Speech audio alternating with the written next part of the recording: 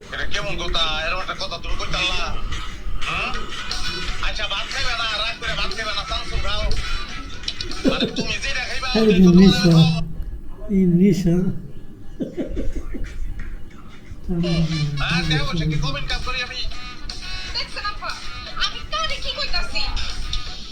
আবার দেন তো কেমন লাগে? ওই কি খাইবো এটা যদি ভাইঙ্গা মারা না কয় তাহলে বুঝাবো। শোনো জামাই, তুমি যদি গরু চুরি না ছাড়ো, আমার মাইয়া তোমার বাড়ি চাইবো না। এটা একটা বেবুজের মতন কথা কইলেন না আপনি? হ্যাঁ, গরু চুরি যদি আমি না করি আপনার মায়েরা কি খাওয়াবো আমি? অন্য কিছু করবা, কিন্তু চুরের বাজার খাইবে না। আরে বাবা রে, কথাই বুঝে না। ভাত খাইবো না গেলি আমি কি ভাত চুরি করি? গরু চুরি করি, গরু খাইবো না। ভাত খাইতে তো কোনো অসুবিধা নাই, এর তো কোনো প্রবলেম নেই না আমি। আমার মাইয়া যেটা কইছে হেডেই ফাইনাল কথা। হ্যাঁ তোমার বাদ খাইতো না। ধ আমার শেষ কথা, আপনার চুরি ছাড়তে হইব, নাইলে আমি আপনার লগে সংসার করব না। এই যে দেখছো, অনতে বুঝে গেছি আমি।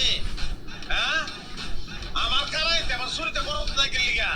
হ্যাঁ, ঘরের বউ যদি তোমার না রে, হ্যাঁ তাহলে বড় তো কামাইতে চুরিতে বড় তো যায়। চুরির কামে আবার বরকত আছে? অবশ্যই চুরিতে বড় দরকার আছে।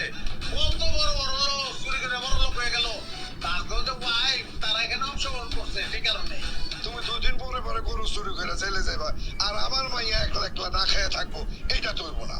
হ্যাঁ গতবারও তো বাতের অভাবে আমগো বাড়িতে উঠছিল। এই যে বুঝাই কইতাছে, আমি যে গরু চুরি করি আমি কে খাওয়া খা করি?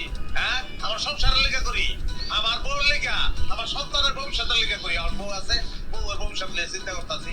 2 দিন বাদে সন্তানের ভবিষ্যতের লেগে আমি চুরি করবো। ঠিক আছে,